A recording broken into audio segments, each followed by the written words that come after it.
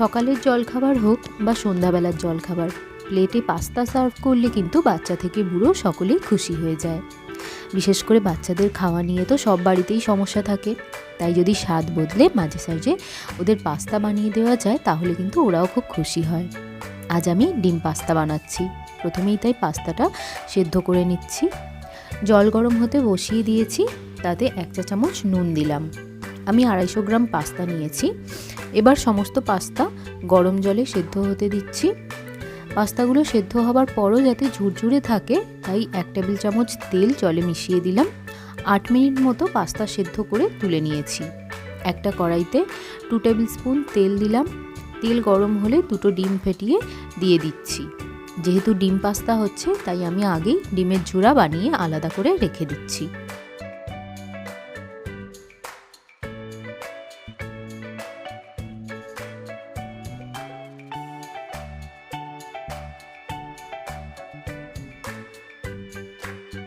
এবার কড়াইতে বেশ অনেকটা পরিমাণে তেল গরম করতে দিচ্ছি।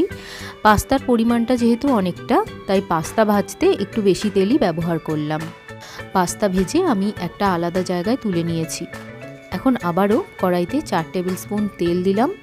পাস্তা বানাতে আমি প্রথমে যে সবজি নিয়েছি তার মধ্যে পেঁয়াজটা আগে ভেজে নিচ্ছি।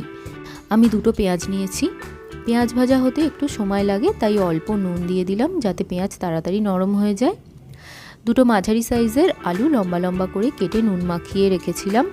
আলুতে নুন মাখিয়ে রাখলে আলু তাড়াতাড়ি ভাজা হবে। পেঁয়াজ আর আলু মোটামুটি ভাজা হয়ে এসেছে। এই সময় দিয়ে দিলাম একটা কুচি করে রাখা গাজর, একটা কুচি করা ক্যাপসিকাম আর দিয়ে দিলাম 5 থেকে 6টা কুচি করে রাখা কাঁচা লঙ্কা। সব সবজি ভালোভাবে নেড়েচেড়ে ভেজে নিচ্ছি।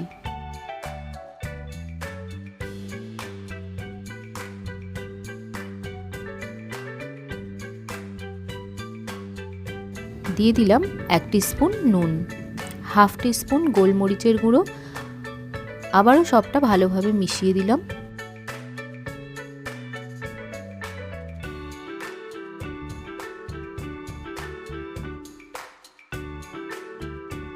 এবার অ্যাড করলাম 2 টিস্পুন টমেটো সস।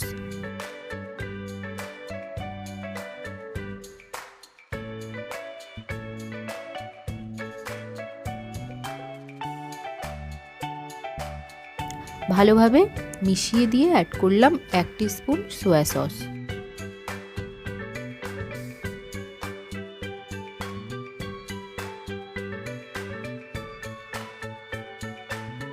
পাস্তাতে আর একটু স্পাইসি ফ্লেভার দেওয়ার জন্য অ্যাড করলাম 1 প্যাকেট ম্যাগি মশলা। পাস্তাটা একটু গ্রেভি করার জন্য 2 চামচ ময়দাতে অল্প একটু জল মিশিয়ে গুলে নিয়ে অ্যাড করলাম। এভাবে একদিন পাস্তা ট্রাই করে দেখতে পারো, আশা করি ভালো লাগবে। এখন সেদ্ধ করে রাখা পাস্তাগুলো সবজিতে মিশিয়ে দিচ্ছি। মেশাতে মেশাতে বলি, যদি আমার এরকম ঘরোয়া রেসিপি তোমাদের ভালো লাগে তাহলে ভিডিওতে একটা লাইক করে দিও। যারা নতুন আমার চ্যানেলে তারা চ্যানেলটাকে সাবস্ক্রাইব করে রাখো। আরও নিত্য নতুন ঘরোয়া রেসিপি আসতে চলেছে। আমার ভিডিওগুলো যদি তোমরা ফেসবুক থেকে দেখো তাহলে আমার পেজ সঙ্গীতাস কিচেন লাইক করে নিও।